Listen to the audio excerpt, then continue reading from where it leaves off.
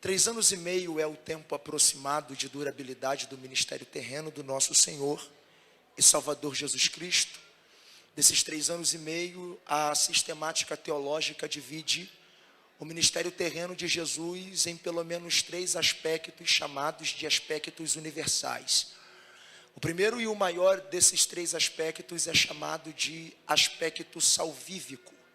A profecia que desde Gênesis capítulo 3 e versículo 15 estava em cumprimento no cenário profético, ratificado nos lábios de Isaías em Isaías 53, tendo seu cumprimento no Evangelho de João, Mateus capítulo de número 27, Evangelho de Marcos capítulo 16, quando nosso Jesus, subindo a haste central do Gólgota, liberou o seguinte decreto que fez a eternidade se curvar: está consumado. Tetelestai, dívida paga, télios, propriedade devolvida aos seus respectivos donos.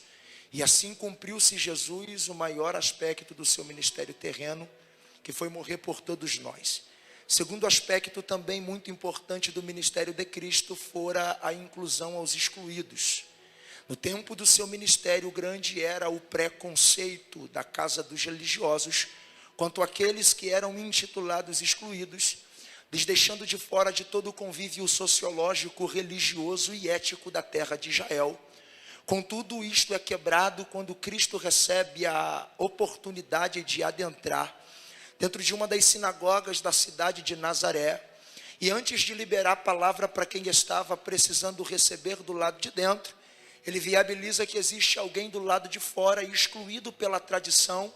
E a epígrafe textual, na remonstrância do texto, chama-o de homem da mão mirrada. É uma anomalia nas mãos que o tornava excluído, e com isso, subindo a plataforma para falar da palavra e liberar a paraxá da lei, diz a Bíblia que antes de liberar para quem estava dentro, ele libera para quem está do lado de fora, e a palavra é: vem para o meio. O homem se levanta de fora, adentra o templo, e quando ele entra, a Bíblia diz que Jesus lhe impõe as mãos e devolve normalidade. As suas mãos que eram, ou a sua mão que era mirrada ou ressecada. O que me intriga é que Jesus poderia ter curado e efetuado o milagre do lado de fora, porque Jesus tem poder para isso, sim ou não? E por que Jesus chama para dentro? Porque este é um valor do reino. Antes de fazer o milagre, ele inclui primeiro, para depois liberar o que alguém necessita. Primeiro ele tira de fora, chama para dentro, e assim cumpre os seus milagres. Se isso não é suficiente para cumprir o aspecto de inclusão da casa ou do grupo dos discípulos, dos 12 que andavam com Jesus e aprendia dos seus ensinamentos, quem mais meritocracia para ser discípulo tinha era Judas, e é quem pior erra. E quem menos merecia estar no meio em sua biografia didática é Simão. Uma vez que estando dentro de um ponto negativo, é o que vai receber a autoridade da promessa de presidir a igreja primitiva. Porque no legado de inclusão ao reino não conta meritocracia, intelecto e aparência. Ele confunde a lógica humana, escolhendo as coisas loucas deste mundo. Por isso o que é excluído para a terra, aqui na presença de Jesus tem jeito. Se você conhece alguém sentenciado à morte, excluído, pré-sentenciado a não romper, traz para os céus abertos, traz para o vigilhão da Celebrai, porque aqui Jesus cura, salva, liberta, e o seu sangue transforma o caráter. Terceiro aspecto do seu ministério cumprido muito bem, foram de sinais, prodígios e maravilhas. Este terceiro e último aspecto é muito famoso no seu ministério e divide-se em pelo menos 2 classes: curas através de fé e curas no modelo suprarracional. Pastor, o que é isso? Curas através de fé. A etimologia da expressão fé no aramaico antigo vem de emuná, a firmeza plena de um indivíduo que gera apoio a Deus a delegar a nós o milagre que nós necessitamos receber. Mulher do fluxo de sangue, cego de Jericó. E dentre várias referências, a mulher rompe com uma cadeia da limitação e diz: se tão somente tocar na orla das suas vestes, ficarei sarada. Pastor Felipe, ela toca, Jesus para e diz: quem me tocou? E os discípulos dizem: a multidão te aperta. E tu pergunta: quem tocou? A expressão apertar vincula-se a resvalar ou toque sem sensibilidade.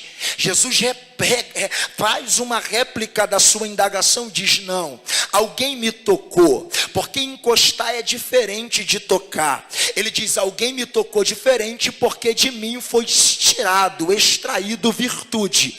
Porque quem toca arranca de Jesus aquilo que quem vem para encostar não arranca. Quem toca recebe de cima aquilo que quem vem para esfregadinha não alcança. Jesus está dizendo: alguém me tocou. Ela se apresenta e ele diz: vai em paz, tua fé te salvou. De contrapartida, a gente vê um modelo de milagre suprarracional no mesmo capítulo 13 do Evangelho de Lucas, a partir do versículo 11. Uma mulher que há 18 anos estava dentro da sinagoga encurvada. Entrava culto, saía culto, encurvada. Entrava reunião, saía reunião e encurvada. Palavra profética de cura ela recebia, mas não era curada.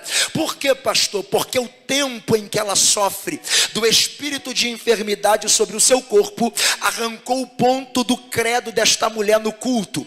Ela é alguém que entra no culto, ouve palavra profética, mas não sai curada, porque a enfermidade fez com que ela perdesse a convicção que Jesus tinha poder para curar. Só que nesse culto desta mulher encurvada, o pregador é Jesus. Excluída, separada pelo fio, pelo pano de linho, não vinha quem estava de fora, quem estava fora não via a mulher excluída. Mas quando Jesus sobe para pregar a palavra de Deus, o texto diz: e vendo Jesus a ela não via ninguém, e ninguém que entrava via ela, mas Jesus a viu.